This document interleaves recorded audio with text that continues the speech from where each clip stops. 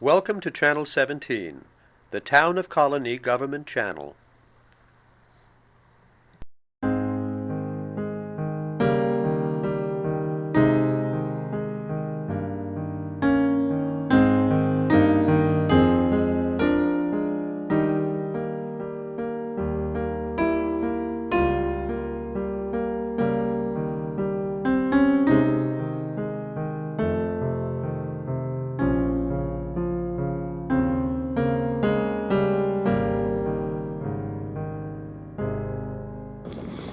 All right, everyone, thanks for coming. 2 years ago, one of our librarians interviewed Ken on our station for Colonie, and she came down to me and said, I just interviewed someone named Ken Braswell. If you can ever get him to come here and talk, he was great. So I sort of filed that away, waiting for a book, about parenting or fatherhood. But lo and behold, he walked in a few months ago and he said, I just wrote a book, maybe I could come and talk about it. So it was easy. So Ken is he created Fathers Incorporated. He's on the national board of both Fathers and Family Coalition of America and the National Fathers Leader Group. And locally, he's part of the New York Parenting Education Partnership, the Hudson Valley Fatherhood Alliance, and the Real Dads Network. And his book has been getting some good reviews from some famous people who write about these subjects. And the book is called When the Tear Won't Fall. And he's going to tell us his story and about his book. And so here's Ken Braswell. Thank you.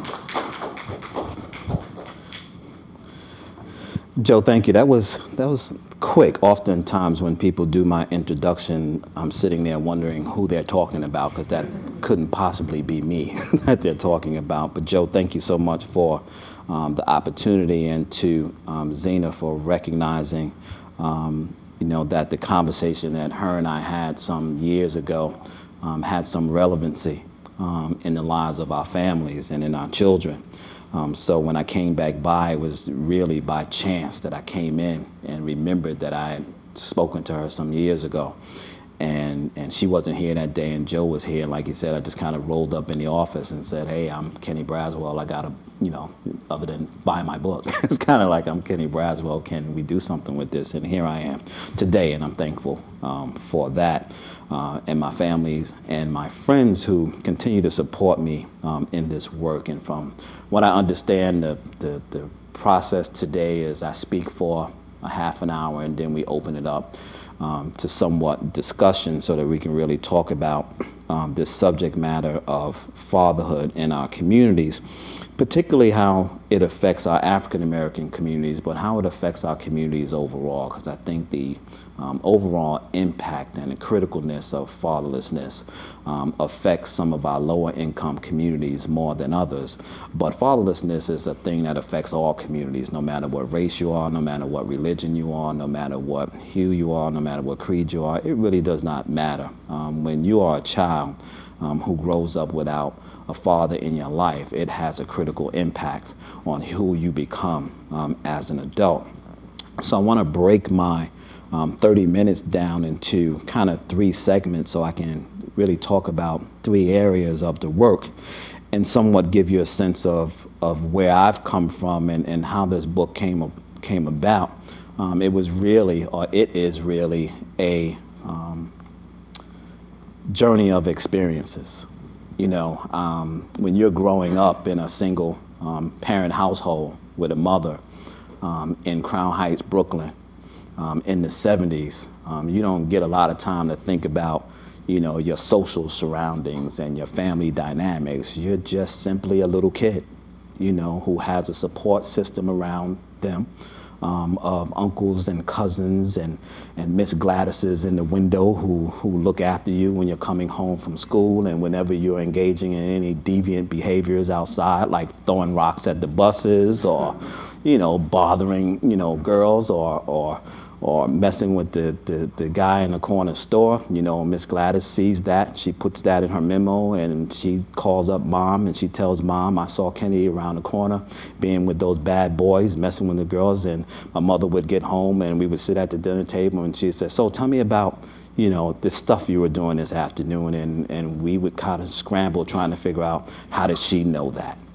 And I think that that type of person is in all of our lives, that kind of person who served as a guardian of our well-being, who was not a part of our intimate family structure, who looked out for the community, who tried to make sure that our community and the lives of our kids were safe.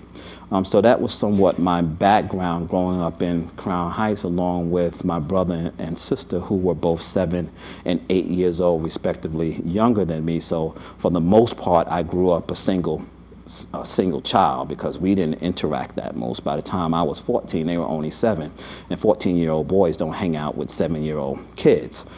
So much of my family development and how I put together my relationships came with the friends who also lived in my building and who lived in my surrounding communities in the 70s.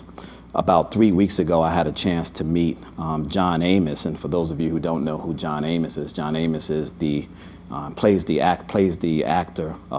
character James Evans on Good Times. It was an old ABC series that came on TV in the 70s. And I had a chance to sit down at the table and kind of talk to him about his impact, of what I thought his impact was on those of us who grew up in the 70s watching Good Times and watching this prominent figure on TV that was an absent figure in many of our homes. And I explained to him that, John, for many of us, when we were growing up in our communities, we didn't have a positive role model in our house. We didn't have a father. We didn't know what fatherhood looked like. So when Good Times came on TV, that was exciting for us. It was different for us. It kind of showed us that there was a missing element in our own households, and it showed us what that element should look like. It showed us how a man should treat his wife, and how a man should treat his kids, and how the community interacts with the family, and how families who struggle, regardless of what their socioeconomic background was, that they still had values, they still loved each other, they still made do with what they had. And that story resonated with us, and his character of James Evans resonated with us. And I told him that, and for those of you who know his character, he left the series after 3 years because he felt that the series wasn't depicting what he felt was really moral values that particularly African American families and families overall should see on television. And because for those of you who know the show, where James Evans and Florida Evans was the focal point of the show, J.J. Evans became more of the attraction to Good Times and his dynamite and his antics and all of those other things. And as characters and people, they had problems with that. So in the 4th season, the first episode of the 4th season, James actually, it was revealed on the show that he had died as a part of the family. And I said to him, that Sunday when we were talking, I said, when Florida Evans, his wife on the show, recited those, famous words that, we recite in our communities in somewhat frustration or shock of the loss of somebody, I said, many of us in our communities also lost our father. When you died on the show that day, our fathers died as well that day. And I shared that story with him, and he kind of looked at me with this look like he had never heard that before. He had never even contemplated his impact on young African American males in inner cities growing up in single mother households around the country. And it was so profound to him that when he came to the podium, he told his story about his father.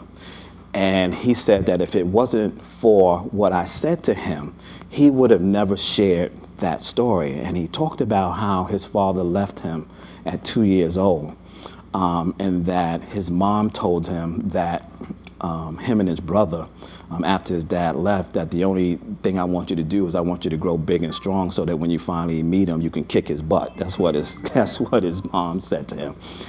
And he said his father came back into his life when he was about 17 years old. And his father explained to him why he left the family. And there was some racial incidents going on in his employment as a machinist where the working environment became dangerous for him and others of African American backgrounds at his job. And it had gotten so volatile that they felt they had to flee. And they left, and they actually went into the military. When they left their families, it was him and 2 others who actually went into the military. And he said throughout his time in the military, he anguished over not having a relationship with his boys and felt like that he couldn't communicate with his family because he didn't know if anyone was going to identify where he was or what he was doing. And he struggled with this issue of not being a part of his family's life and not teaching his boys what he knew. And as the days went on, he struggled more and more with that, but there was something in him that kept him from sending that letter or making that phone call. And he said when his father entered his life and began to tell him that story, he said that they began to repair their relationship. And the relationship for them became better. And it came so much better that the character of James Evans, as well as the character of Kunta Kinte on Roots, was an exact replication, he said, of his father. That his father, in the short time that he came back into his life between the time that he was 17 to the time that he began his movie career, shaped everything and all of his values about what manhood should look like and what fatherhood should look like. And I just thought that that was such a compelling story because it mirrored mine. In fact, I was 23 years old when my father came back into my life briefly. He was there for, some 8 or 9 months. And after I had moved from New York to come to Albany, got the phone call one day that, your father had passed away. And I said, okay. And I hung up the phone and I went back to work. And it never fazed me. I never thought about it. I never gave it a second thought. The only thing I had in my head was, I told my mother, call me and let me know when the funeral is. That was the extent of my emotion about that. So the day that I went down, and went into the funeral, it was kind of eerie because, no one had seen me since I was, 2 or 3 years old. And you're walking in and everyone is saying, oh, you look like your father. Oh, you sound like your father. Oh, you walk like your father. Oh, you sit like your father. And I'm upset because I don't recognize those things in me, but people see those things. So to move on, they wanted me to sit up in what I call in my book, pew 1, seat 1, which is usually reserved for the first lady of the church or the first man if the pastor happens to be a woman. And that's usually this seat right here. And they wanted me to sit in that seat. And I resisted, and I said, no, I wanted to stay with my mother. I really don't want to go up there. I felt like I didn't deserve to sit there, that I didn't want to sit there. So finally, I went up and I sat down. And I looked around, and I had a row of half-brothers and their families, and one of my brothers was in the back of the church in handcuffs because he was brought from prison to my father's funeral. And it was full of people, and everybody is crying, and everybody is weeping, and everybody's got some feeling about this man. And I'm sitting there with no emotion, as far as I am from that chair to here my father laid. And throughout that experience, not one tear fell, not one. And when I left that day, I kept saying to myself, wow, not even on a human level did I have any feelings about this man who was laying in his casket.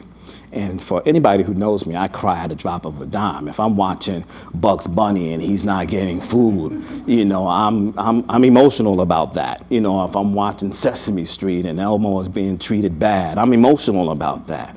But it's crazy because I'm sitting in this seat and I can have simple emotions about simple things, but I can't have simple emotions about complex things. And I started was telling my mother about this. And she said, don't worry about it. How moms are. It is what it is. Don't worry yourself about it. He's gone now. And even though she said that, it wasn't reality for me because it still hung on to me. And the piece that upset me the most about it is that all of the questions I had for him, or all of the answers to the questions that I had for him died that day. Like, I could not pick up the phone and say, hey, how do I do this? What does this look like? What was your experience? Can't do that anymore. He's gone.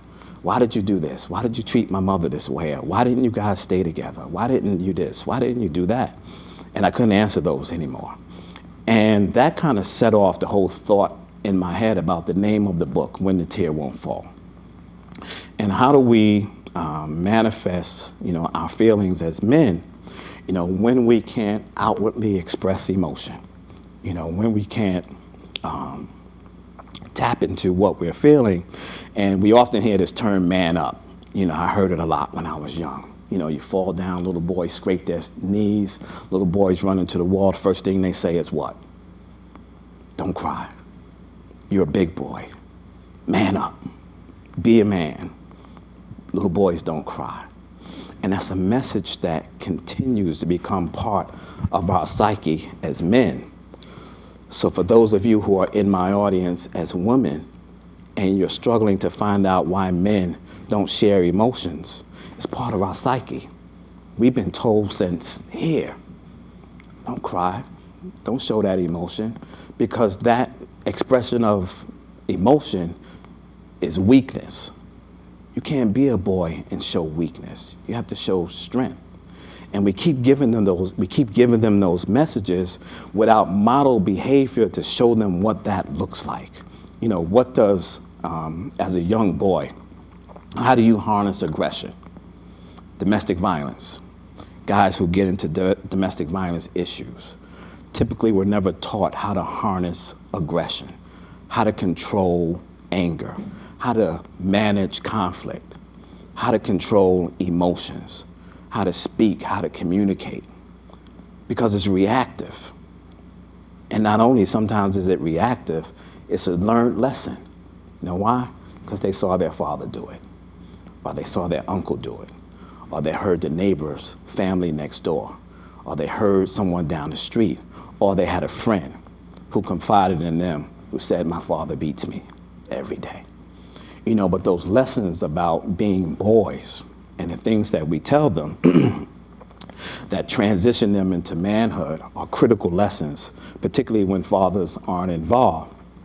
So relationships become extremely important when we are parents, because even though we may have our own difficulties in our relationships, the bottom line is when we have children, you have just obtained a life partner.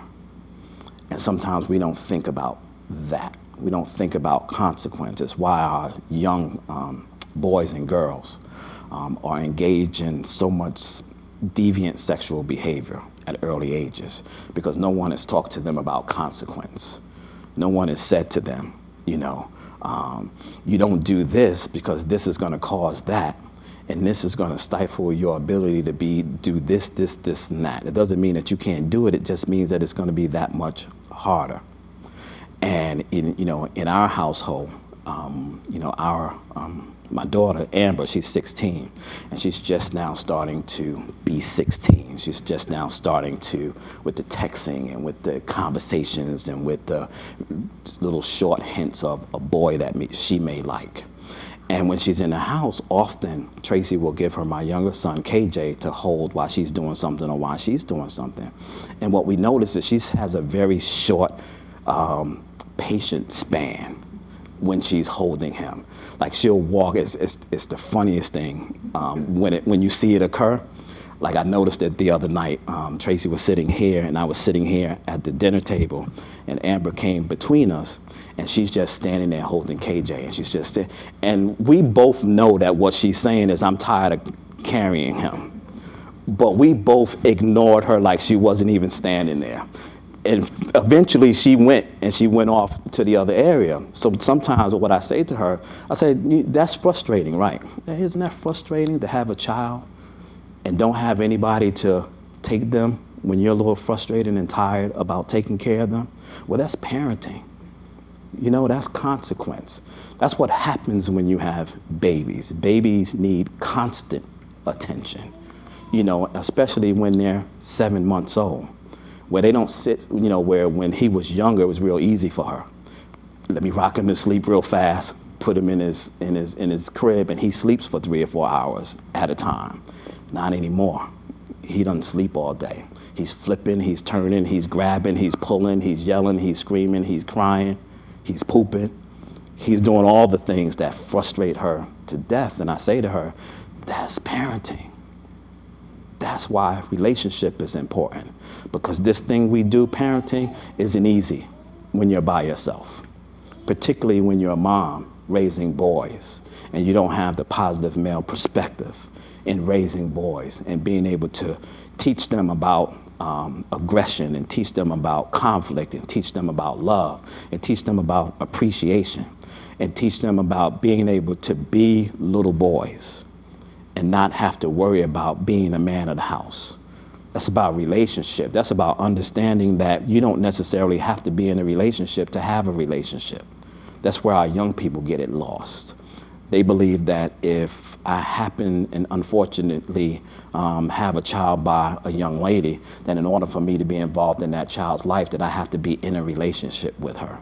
No. You have to have a relationship with her. It's nice if you're in a relationship with her, but in the instance that you're not in a relationship with her, you got to have a relationship with her, because that's a life partner. And given what we deal with today in our court systems and the biasness against fathers in our court systems and some of the other areas that we also experience biasness, many times the gateway to your child is through the mother. That's the gateway. So if you say to me that I'm concerned about my child and I want to be in my child's life, then why are you shutting the gate of the person who's going to let you through and let you in? You got to figure that one out. You know what? Because when you go to the club, you don't piss off the guy at the door, right? It's simple. And I tell them, life is just simple. Just make some analogies of it. And I always make it simple for them. You don't mess with the person who lets you in. Bottom line. If the guy tells you, you can't get in right now, stand over to the side, you're not going to cause a commotion, because what's going to happen? You ain't never getting in. So you got to move over to the side until he feels like he's ready to let you in. That you can understand, right? Okay. So then understand that this whole concept of gatekeeping.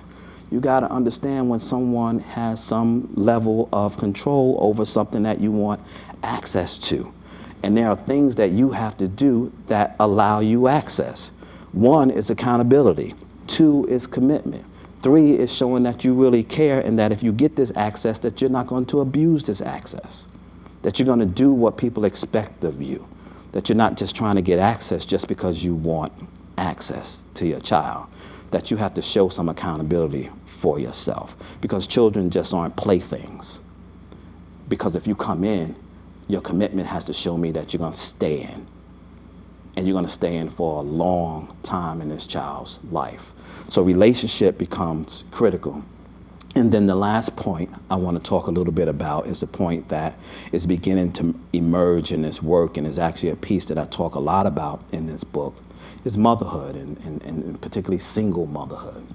And you often hear the statistics of the impact of fatherlessness on our children. You hear that when fathers aren't in the lives of their children, that they're more likely to be involved in deviant behaviors. They're more likely to be abused. They're more likely to have sex early. They're more likely to get involved in drug abuse. They're more likely to get involved in crimes. They're more likely. But the issue about more likely is they're more likely because there's no intervention.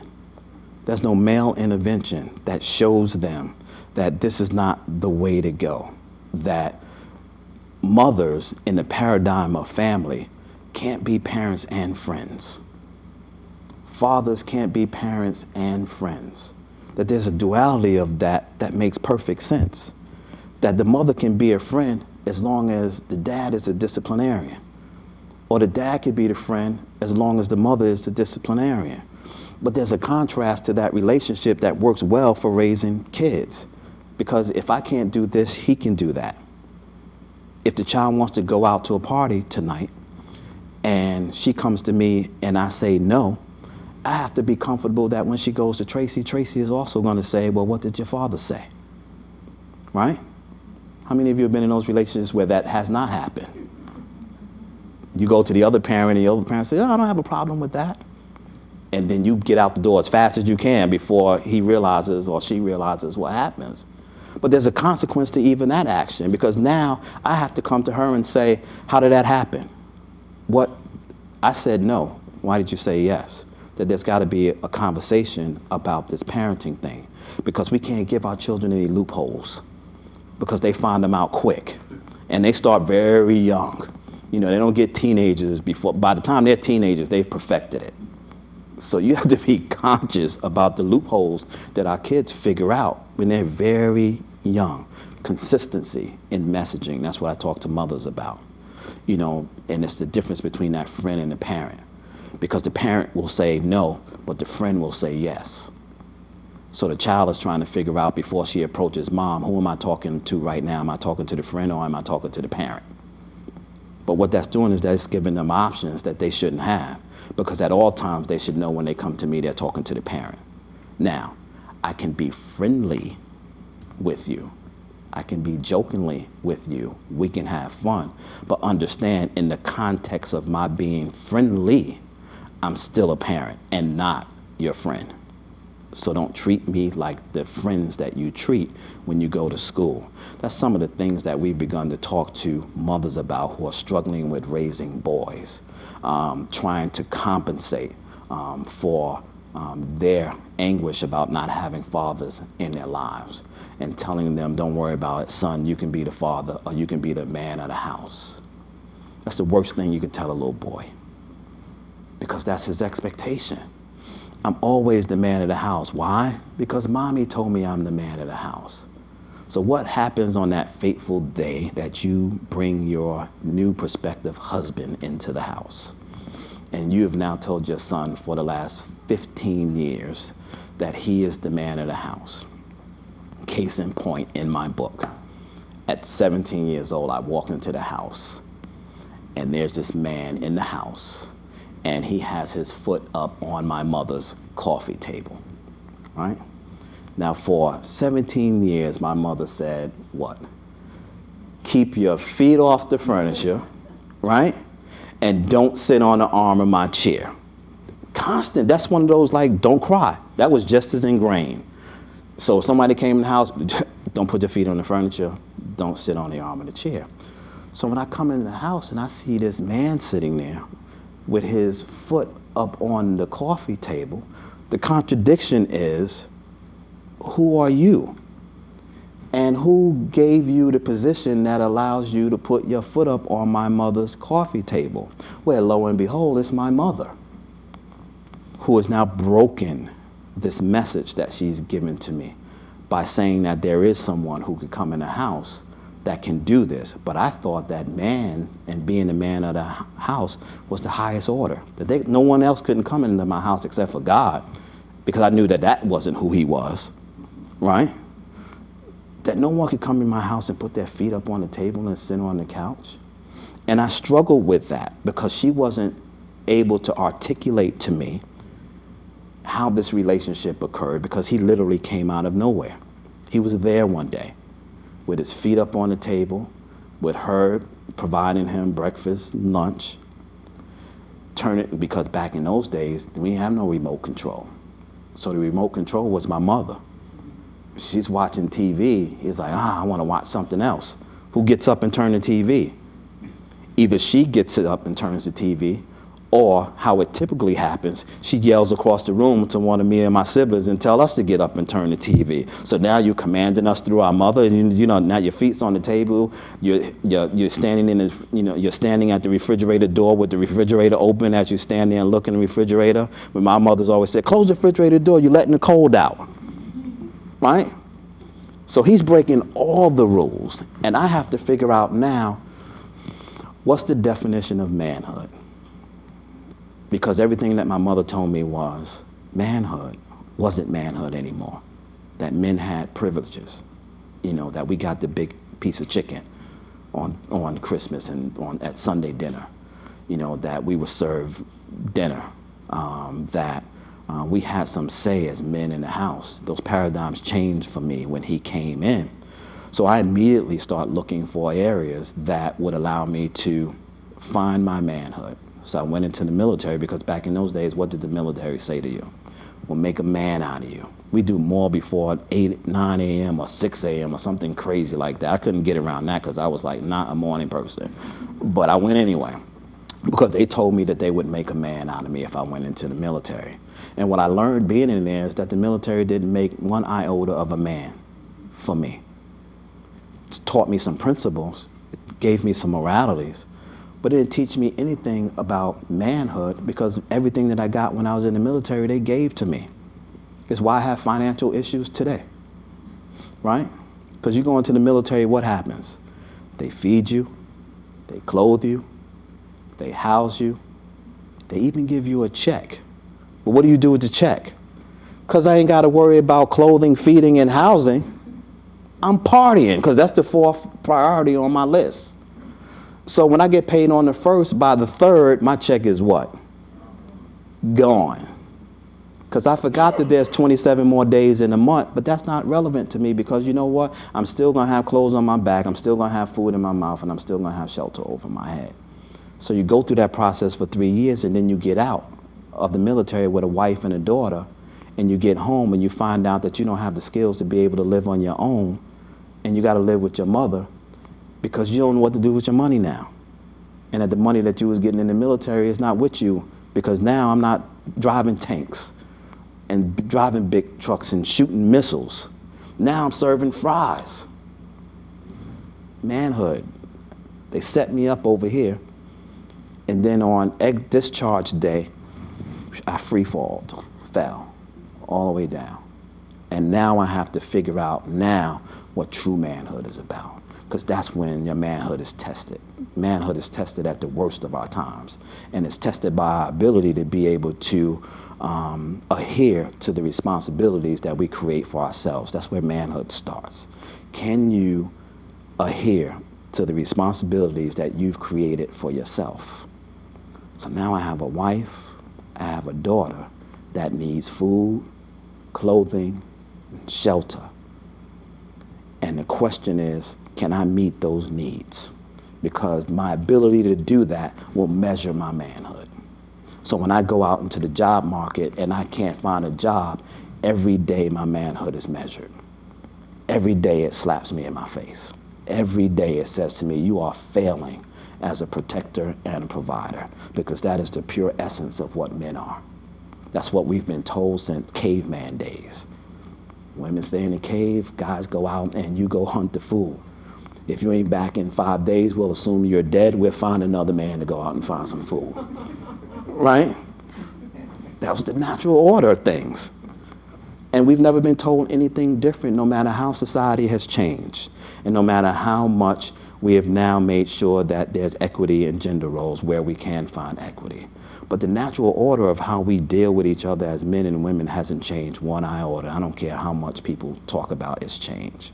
Women still view men traditionally like they view men, and men still view women traditionally like we view women. And there's a lot of laws and policies and things out there that force you not to show that publicly. But underneath, we still think it. We still feel it. It's why there's still disparity and inequity, in employment figures between men and women. It's why men still make more money than women. It's why mostly women are still at home taking care of children. It's why more women or more single mothers are on public assistance. That's no accident. That's just tradition manifesting itself, that it still hasn't changed. Now it's moving a little bit. It's moving very slowly. But that innate nature about what we feel about men and women have remained the same.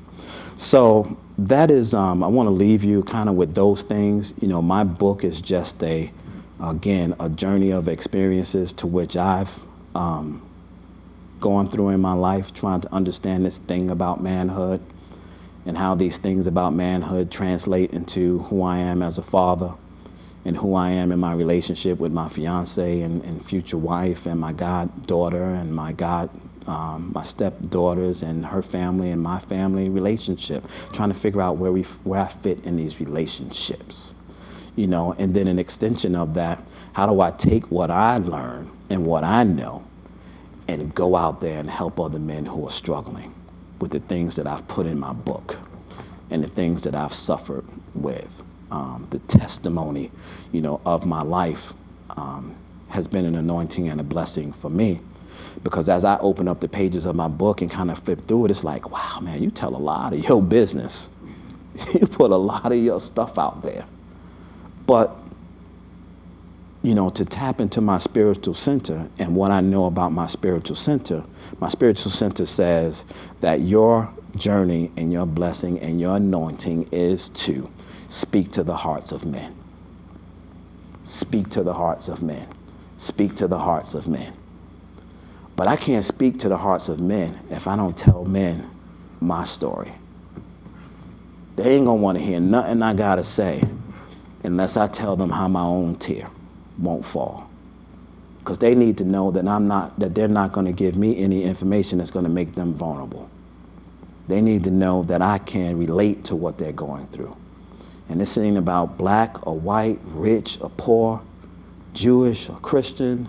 This is just about mothers and fathers, parents and children and families, and how we manage, you know, our day-to-day lives to do the best we can to create better outcomes for our children. What do we do about that? Given all of the obstacles and all of the things that keep us and deter us from being able to do that, and all of the psychological and emotional things that we use as excuses not to do that, how do we work our way through all of that stuff so at the end of the day, our children will inherit a legacy that says to them that my parents and my ancestors cared about me. That's my story, and I'm sticking to it.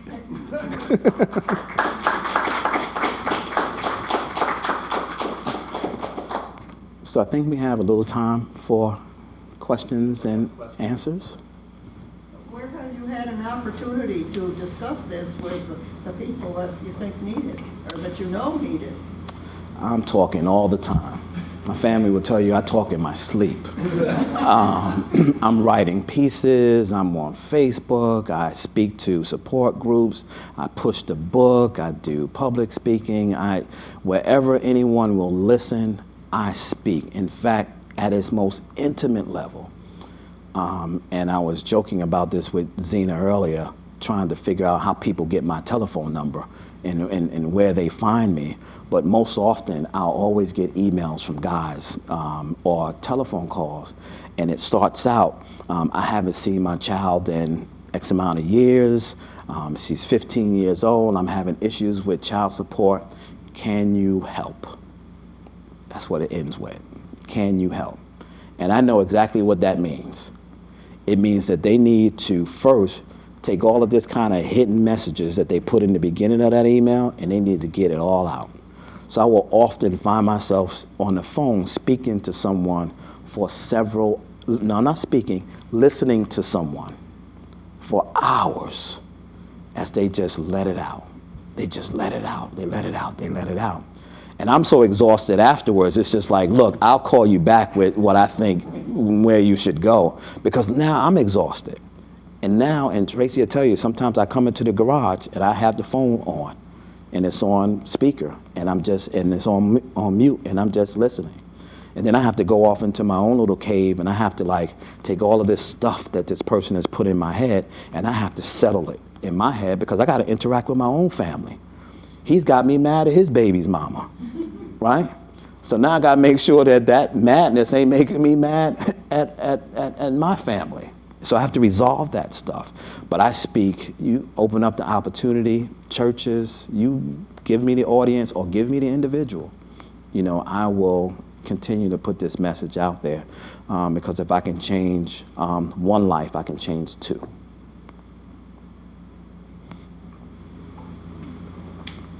You have a daughter, so your relationship with your daughter, the way you are presenting it is really good.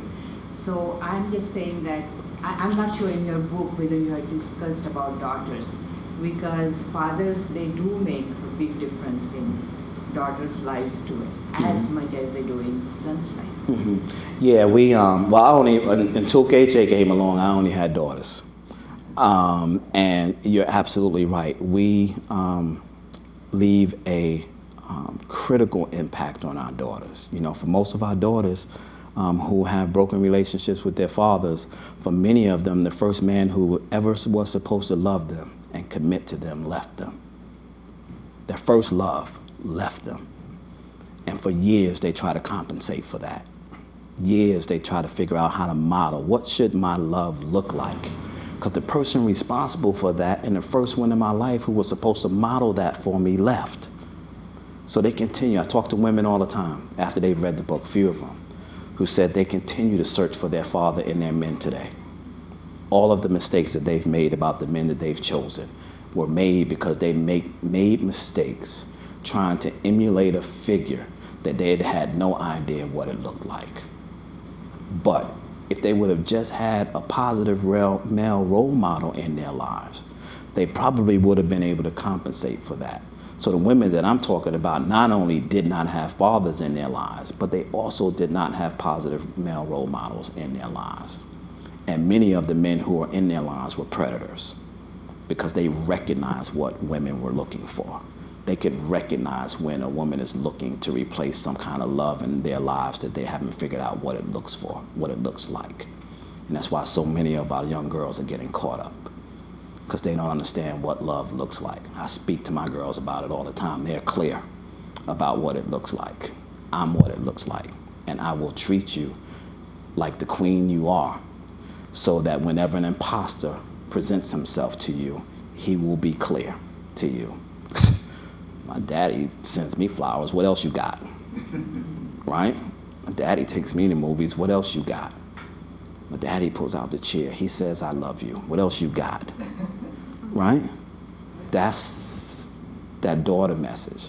But I talk a lot. You will hear me talk a lot about the males, because the criticalness of what is happening today is impacting males in a way that's spilling over into everything, even girls. And many of them, young boys who do not have fathers in their lives, I often say pain not transformed is transmitted. And boys have a way of transmitting pain in a way that reflects itself in very harmful ways externally. I heard one time Cornel West said one time in an interview that he believed that the epidemic of black boys killing black boys had a lot to do with their self-hatred of themselves, not being able to identify their real manhood through a model father or positive male role model. So that kind of twisting and linking back in and linking back out for boys is critical. Not to say that doesn't happen with girls too, but for boys it's very profound. You can see it all over the place. So yes, daughters are important, particularly to me. I got 3 of them.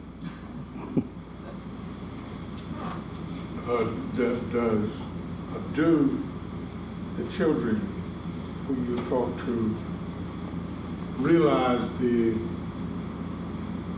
factor that may cause a parent not to live up to the responsibility of a parent that society has brought about? Mm-hmm. For example,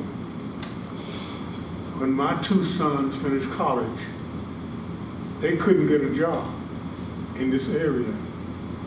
They had to leave this area to get jobs. So, do the children realize the underlying factors that cause a man to not perform to the duties he should? Mm-hmm. I don't think that they do. My own personal thought is that it's just too much of a complex thing for them to understand. I think that you can give them messages that will allow them to be empathetic to either pain or confusion or those other things. My 10-year-old, and I was just telling someone this the other day, when she was younger, much younger than she is now, one day to me on a Sunday afternoon, came into the living room and said, "Daddy, are we going to do anything today?" And I kind of looked at her and was like, "No." I was like, "What do you mean? Are we going to do anything exciting today?" And it clicked to me at that moment that she thought that I was like the happy daddy, that every time that we were together, that if we weren't doing happy things, that I wasn't fulfilling my duty as a father. And I said to her that day, I said, "You know what?" I said, "Sometimes in life and in our relationship as daddy and daughter, sometimes it's enough for daddy just to know that you're safely in your room playing with your toys.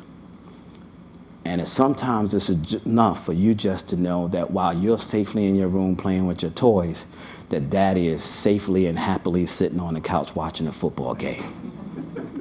Right? Simple as that. Sunday for us from this day forth is lazy day. And we do absolutely nothing. And she got it, hook, line, and sinker. And I didn't have to do no more, but just kind of try to relate to her what was happening at this moment till today, when we are struggling sometimes, as opposed to like many kids who will say, "Can I have this? Can I have that? Can I do this?" She will pose it more in a question. Is it okay that we get this? Because what she's drilling for, is it okay and are we capable of doing what I'm getting ready to ask you? Because I know this is out of the realm of need. This is in the realm of want. Can we go see the Grand Canyon this year? I don't know, honey. We'll see. We'll see what money looks like. So she's clear that there's some extenuating circumstances that will allow us to do some of the things that she wants to do or disallow us to do it. And I think that we just have to give our kids very simplistic lessons so that they kind of understand the atmosphere without really knowing the grimy details of our lives. And I think that that's a different paradigm than I knew growing up, because remember, growing up, I'm sure for you as it was for me and many others in this room, grown folks talk. You shouldn't be a part of talking. Kids should be seen and not heard, which means we never told them our business. They were oblivious to what was going on. Like my mother told me one time that she had gotten thrown out of our apartment and that the furniture was on the sidewalk, and that the furniture was on the sidewalk for 3 days before she was finally able to get the rent paid up for us to move back in the house. I was 8 years old, she said, when that happened. I don't remember that to save my life. And I'm sure the reason that I don't remember it is because she did not allow us to see what was intimately happening with her. That the night that I probably spent at whoever's house, you're gonna go have some fun at Derek's house tonight for 3 days. And you guys are gonna play and have fun. This is a treat. And we probably was happy, jumping up and down, not even knowing that my bed was sitting outside on the curb. So I think sometimes that I don't believe that they do. I believe that somehow as parents, we have to be smart enough to give them enough information to continue to move smoothly through their lives and not be burdened with the things that we deal with as adults, but somehow still get them to understand that you have to be concerned about obstacles and trials and tribulations in your life. That's just my thought. I hope I answered your question. As we begin to look at the number of males becoming primary caretakers for children, it's kind of like a reversal in the courts now, where the courts used to automatically give custody to the mom. Well, you're starting to see a trend where they're starting to give more and more males custody of the children. Do you see, and I bring this up because my dad raised me, all right, and he's probably in the late 60s, a single parent dad, you know. But then later in life, I began to have those issues of not connecting with my mother. So just as there's a disconnect between a son and a mother, or a son and a father, there's still that disconnect. Is there anything that you're doing to bridge that gap or address that as a potential problem for children later on in life? Yeah, we did a survey group some years ago with the Liberty Partnership Program in Albany, where we split the group up into boys and girls and talked to them about their attitudes about fatherhood. And one of the things that we learned that there were several young adults within the Liberty Partnership Program that had the same kind of issues with their mother. That what we found is that it really doesn't matter if it's the father or the mother, that when they're not fed those needs that they need as children, that they will have those same issues with regards to mothers that they do with fathers. And I think the emphasis now is so much on the impact of fatherlessness. That is, I mean, we've been talking motherhood for a very long time now. And the effect of doing that is at the same time we drowned out the word father as if it did not have any significance in a family paradigm or in the development of family. So today, when you're now hearing more about fathers, people will think that we're talking about fathers absent of mothers. No, we're not making that mistake again. What we're going to talk about is we're going to talk about fathers, mothers, and families, and making sure that regardless of which parent is not there, that we find ways to help these people, help these young kids adapt to those issues. I think where you see, which is a whole child welfare piece, a child protection service piece, and then you have the incarceration, the increased incarceration of our young girls, particularly young girls who are also mothers, where most of them, their children are in care of someone else, not the father. They're usually with grandmothers, which is a whole nother epidemic of the impact of fatherlessness, when our kids are having these babies and they can't take care of them. And the next thing you know, grandma and granddad, who is like really enjoying retirement right now, next thing you know, they got to pick up little Joey from the bus station because mom and dad is incarcerated now. And the way that child welfare is working, and it's really a difference between policy and practice. Policy says that they're supposed to look for both families. They're supposed to look for both extended families. But practice is they're looking for the mother's side of the family. So the child never has any impact or any connection whatsoever with the fathers, with not only the father, but with his mother and his dad and his aunt and his uncles. So there's a lot of work that has to be done on the policy level to ensure that, that we have some equity and balance in making sure that we are clear about the impact of parents, period. And that's really where we want to go. But it's kind of hard to get there until I can drill fathers in people's heads so they can start, so we can beat them enough with fathers until they start saying families. Because in our social work today, when you hear the word family, you ask most people, social workers, the definition of family, they'll say women and children. They won't even say fathers. So there's a lot of work on a lot of different ends that we have to do to make sure that we can drill this new family paradigm in people's heads, that fathers and mothers are equally valued in the life of our children, and that when one or the other doesn't exist, it has a critical impact on their children. Well, there's no more questions. Ken's selling his book over there. So $20? $20, today only. And then I think the library has a copy too, but he probably would prefer if you buy one than check it out. But anyway, well, thank you for coming, Ken. Or what else? Thank you so much, and also if you, because a lot of people have actually purchased books to give to someone else in their families, a son or a daughter, or a son or either a mother who's raising boys.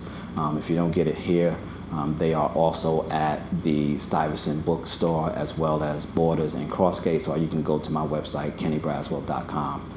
To order them and put the address of the person you want me to send it to, and I'll make sure that it arrives promptly. Thank you so much for listening to my story today.